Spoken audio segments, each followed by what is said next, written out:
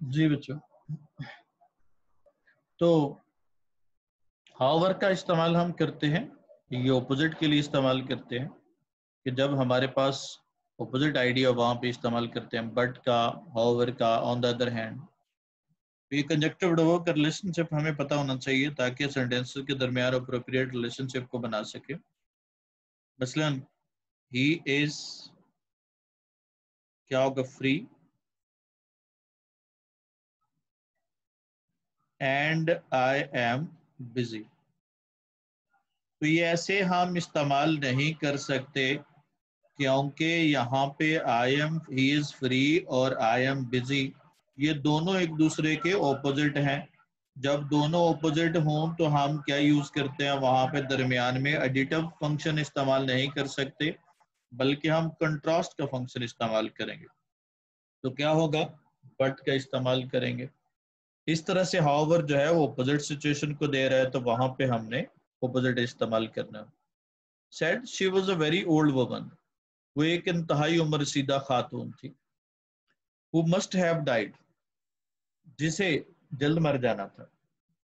अब मस्ट हम क्या यूज करते हैं, जब हमने किसी चीज के बारे में प्रिडिक्ट करना हो तब भी इसका इस्तेमाल करते हैं। मस्ट कहते एक होता है ना ऑब्लिगेशन के लिए, और एक स्ट्रॉन्ग रिकमेंडेशन के लिए। किसी को आपने बहुत ज्यादा रिकमेंड करना, यार जरूर तुम जरूर ये काम करो, तो यू मस्ट।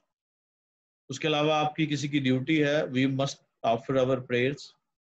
और मस्ट का इस्तेमाल करते हैं कि जब हमारे पास क्या हो, हमने प्रिडिक्ट करना हो। यू हु, यानी जो ऐसी प्रिडिक्शन होती है जो श्योर हो या रियल हो, यानी वो मतलब वो कंक्लूसिव हो, यानी वाकयातन वो ऐसा होने वाला हो, रियल, उसके अंदाजे के मुताबिक। तो उसके लिए हम मस्ट का इस्तेमाल करते हैं। मसलन अब बूढ़ी औरत है तो जाहिर है उसने मर जाना था, तो ये अंडरस्टूड है, तो वहां पे क्या होगा, who must have died shortly. In any case, जिसे बहरहाल जल्द ही मर जाना था। पहले एक क्लॉज का तर्जुमा किया, she was very old woman, वो इंतहाई उम्र सीधा खातून थी। वो must have died shortly in any case, जिसने बहरहाल जल्द ही मर जाना था। लेट अस देयरफॉर, चलो फिर हम आओ, आए हम, कंपेल द रिच, उस बदबख्त आदमी को मजबूर करते हैं। कंपेल का मतलब क्या होता है, मजबूर करना। द रिच का मतलब होता है बदबख्त आदमी, इल फेटेड। यहाँ पे विलन भी कहते हैं जो बदमाश आदमी, भाई यहाँ पे ज्यादा सूटेबल है बदमाश आदमी कह लो। रेच का मतलब होता है जिस पे कोई मुसीबत आ रही हो तो उसको भी हम रेच कहते हैं। लेकिन चाहे यहाँ पे चूंकि वो कल्प्रेट है, यहाँ पे वो उसने एक औरत की खून किया है, तो ऐसी सूरत में उसको क्या कहेंगे, विलन का ही जो ना वो विलन का मीनिंग भी देगा। तो चलो हम उस बदबख्त को, चलो हम क्या होगा, टू डिग हर ग्रेव, उस बदबख्त को उसकी कब्र खोदने पर मजबूर करते हैं, क्योंकि वहां पे चूंकि जमीन बहुत सख्त थी, इसलिए उन्होंने कहा कि चलो हम ऐसे करते हैं, लेट अस, क्या होगा, चलो हम उस बदबख्त को या उस बदमाश आदमी को औरत की कब्र खोदने पे मजबूर करते हैं। Then we can beat him, फिर हम उसकी पिटाई कर सकते हैं। एंड लेट हिम गो, और उसे जाने दे सकते हैं। फिर हम उसकी पिटाई कर सकते हैं और उसे जाने दे सकते हैं। सो दे टुक हिम, इसलिए उन्होंने उसे पकड़ लिया, इसलिए उन्होंने उसे पकड़ लिया, एक क्लॉज है। And set him to work, उन्होंने काम पर लगा दिया, इसलिए उन्होंने उसे पकड़ लिया और काम पे लगा दिया। But the ground was so stiff, लेकिन जमीन इस कदर संगलाफ और सख्त थी। स्टिफ का मतलब भी सख्त होता है और हार्ड का मतलब भी सख्त होता है। तो फिर हम डिस्टिंक्ट कैसे करेंगे, उसको ऐसे कर लें कि लेकिन जमीन इस कदर संगलाफ और सख्त थी, that he made slow progress, कि उसने क्या होगा, सुस्त रवि से काम किया। लेकिन जमीन इस कदर संगलाफ और सुस्त थी कि उसने सुस्त रवि से काम किया। If you don't dig it, अगर तुम इसे नहीं खोदोगे, अगर तुम इसे नहीं खोदोगे, सेड दे, उन्होंने कहा। अब आपकी पहले रिपोर्टिंग क्लास लगानी है। उन्होंने कहा, अगर तुम इसे नहीं खोदोगे, पहले आपने जो ना वो पहली क्लॉज को बनाया, रिपोर्टेड क्लॉज को, फिर दूसरी क्लॉज को मिलाएंगे। पहले आप रिपोर्टिंग क्लॉज आ गई, अगर तुम, उन्होंने कहा, अगर तुम इसे नहीं खोदोगे, before the king you shall go, तुम जरूर बादशाह के सामने जाओगे। यू के साथ विल लगाते हैं, यहाँ पे शेल लगाया, यहाँ पे स्ट्रेस देने के लिए है। जब हम हेल्पिंग ऑक्सिलरीज फ्यूचर इंटरचेंज कर लेते हैं तो ये स्ट्रेस देने के लिए होता है। तो फिर तुम बादशाह के सामने जरूर जाओगे, फिर तो क्या होगा, बादशाह के सामने जरूर जाओगे, then you will be hanged, और फिर तुम्हें फांसी हो जाएगी, या तुम्हें फांसी पर लटका दिया जाएगा। हैंग का जो ना वो क्या होगा, फांसी देना होगा, फिर तो तुम्हें फांसी हो जाएगी। दैट्स एक्सोर्टेड द अनफॉर्चुनेट मैन, इस तरह से खौफजदा होकर। एक्सोर्ट का मतलब होता है ऐसा माइल होना, जो बंदा ऐसा अर्ज होना या ऐसा कन्विंस होना जिसमें डर शामिल हो।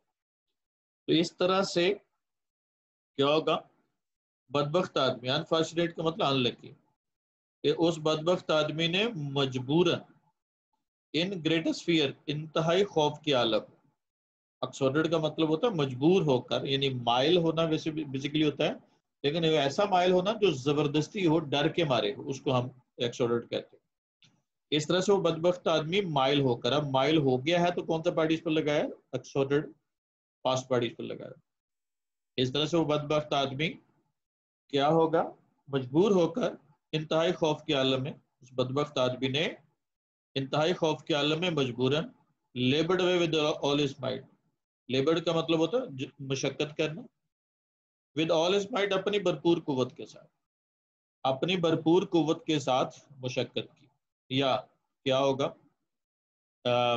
जदोजहद की। इस तरह से बदबख्त आदमी ने क्या होगा, इंतहाई खौफ के आलम में मजबूरन अपनी भरपूर कुव्वत से मशक्कत की है या मजदूरी की। एट लास्ट, बिल आखिर, व्हेन द विलेजर्स सॉ, जब देहातियों ने देखा, he had finished his task, कि वो अपना काम खत्म कर चुका है या उसने अपना काम खत्म कर लिया। ही, इस टास्क का अपना काम, और लास्ट पे वर्ब खत्म कर लिया। तो जब देहातियों ने देखा कि उसने अपना काम खत्म कर लिया है, एंड बरी the victim of his mistaken ambition, और उसके गलत इलाज के शिकार को, मिस्टेकन का मतलब रॉन्ग, एरोनियस, फॉल्टी, उसके गलत इलाज के शिकार को, विक्टिम का मतलब सफरर होता है, उसके गलत इलाज के शिकार को दफना दिया। और जब देहातियों ने देखा कि उस क्या होगा, उसने अपना काम खत्म कर लिया है और उसके गलत इलाज के शिकार को दफना दिया है, क्या होगा, हैड फिनिश्ड है और उसके बाद बरीड है, यानी दोनों में कौन सी, दोनों किसको कोऑर्डिनेट कर रहे हैं, हेड को कर रहे हैं, तो ये क्या होगा, कोऑर्डिनेशन है।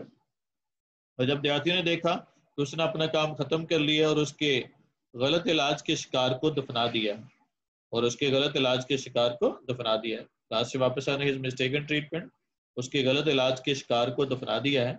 दे बीट हिम वेल, उन्होंने उसकी अच्छी तरह से पिटाई की। अब बीट सोचते होंगे कि सेकंड फॉर्म होनी चाहिए, बीट की सेकंड फॉर्म भी बीट ही होती है, कंपैरेटिव फॉर्म सेकंड फॉर्म यानी पास्ट फॉर्म, और पास्ट पार्टिसिपल फॉर्म बीटन होती है। तो ये याद रखना, बीट बीट बीटन होगा, बीटेड नहीं होगा। जब उन्होंने जब उन्होंने देखा कि उसने अपना काम खत्म कर लिया है और अपने गलत इलाज के शिकार को दफना दिया है, उन्होंने उसकी अच्छी तरह से पिटाई की एंड लेट हिम गो, से भगा दिया। Now come to the wrong sentences taken from the sentences from the above mentioned paragraph, or they may be similar, the situation may be similar or sentences may be similar to them. You must be confused to take the decision of career, क्या होगा, rightly speculated है, जब आपने rightly speculate करना हो तो हम must be confused, must का इस्तेमाल, तुम जरूर परेशान होगे करियर के फैसले के लिए या अपना मुस्तकबिल के फैसले के लिए।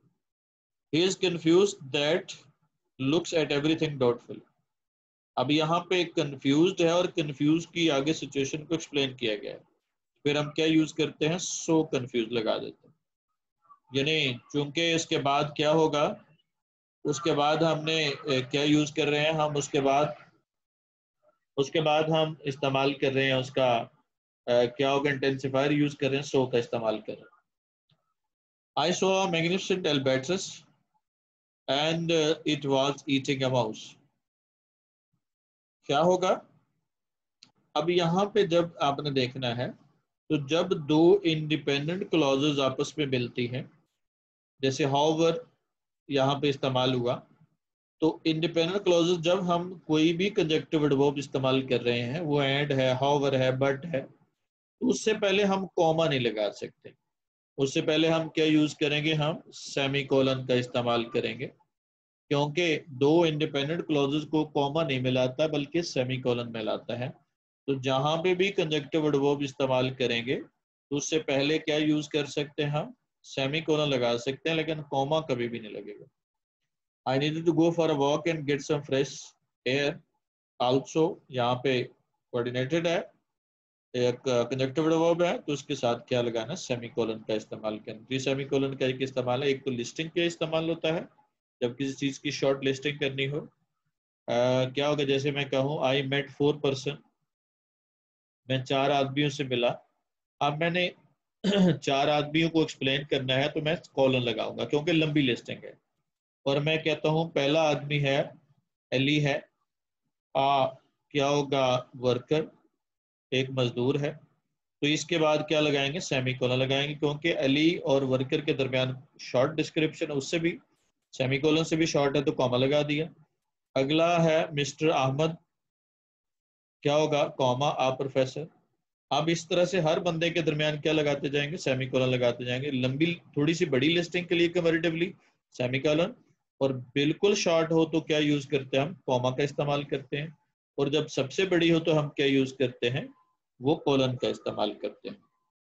तो this was the use of punctuation in clauses, दो इंडिपेंडेंट क्लॉजेस में किस तरह से इस्तेमाल करते हैं। अब उसके बाद जी क्या सजा दी गई, देहातियों ने क्या सजा दी, उसको what was the punishment inflicted, वो उसका किया। कंपेल पे सवाल करना, कौन कंपेल कर रहा है, विलेजर्स कंपेल कर रहे हैं। किसको कंपेल कर रहे हैं, द क्वैक को। तो अब चूंकि सब्जेक्ट मौजूद है तो सेकंड फॉर्म लगानी है, तो सब्जेक्ट वर्ब ऑब्जेक्ट, वर्ब की कौन सी फॉर्म आ जाएगी, पास्ट इंडेफिनिट में सेकंड फॉर्म आ जाएगी, जिसे उसने मार दिया था। अब ओल्ड मैन है तो होम, अब चूंकि मार पहले दिया है तो क्या होगा, होम ही हैड किल्ड हो जाएगा इन हिज ह्यूमन ट्रीटमेंट। कौन थी स्टिफ, जाहिर है ये इंफॉर्मेशन है, क्योंकि वहां पे किसी चीज के बारे में कह रहा है, एडजेक्टिव है ये, किसी चीज के बारे में बताया जा रहा है कि वो स्टिफ थी। तो the soil was very stiff, और क्या होगा, इसलिए उसको काम करना पड़ा। पास्ट में काम करना हो तो हैड टू का इस्तेमाल करते हैं, he had to work laboriously. फिर क्या किया, बीट किसने किया, जाहिर है द विलेजर्स ने, या दे लगा लें क्योंकि दे इसके अलावा और कोई नहीं है।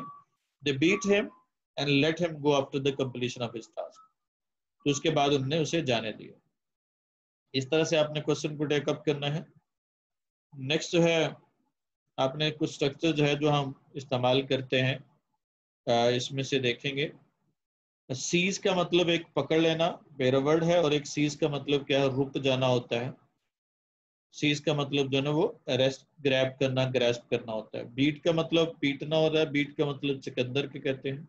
इंटेंसिफायर मैंने बता दिया, इट इज वेरी हॉट और it is very interesting, this film is very interesting और it is so hard that I can't go outside. She is so cute, क्योंकि आगे that की explanation मौजूद है। Situation is so difficult. Well और good में फर्क होता है, well adverb होता है, good adjective होता है। She speaks Japanese, अब ये well speak के मीनिंग में इजाफा कर रहा है, तो जो verb के मीनिंग में इजाफा करे adverb हो जाएगा। That was a good film, क्योंकि यहाँ पे noun के मीनिंग में इजाफा कर रहा है, noun का qualifier adjective होना चाहिए। Is quite good now, quite के साथ क्या होगा, गुड, और ये किसके मीनिंग में इजाफा करे, ही के।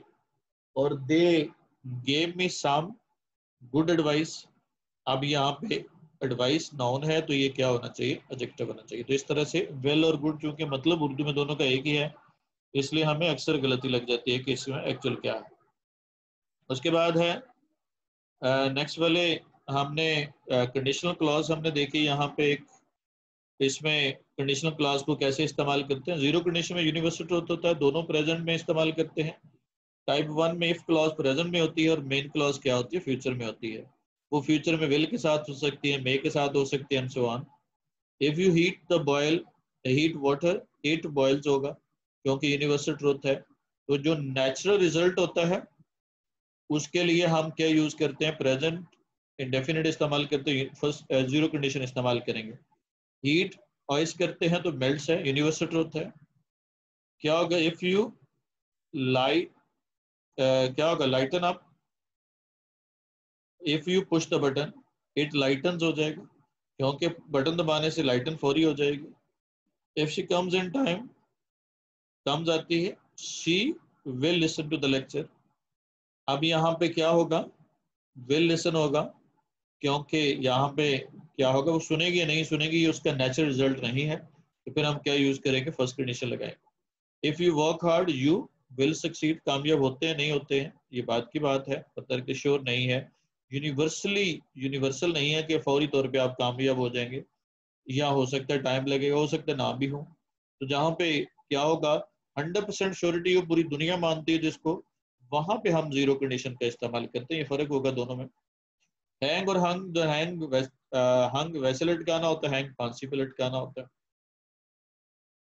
जी। उसके बाद है जी, this was all about today's lecture. If you have any question, you can ask in the WhatsApp group. Have a nice time. See you. Allah Hafiz.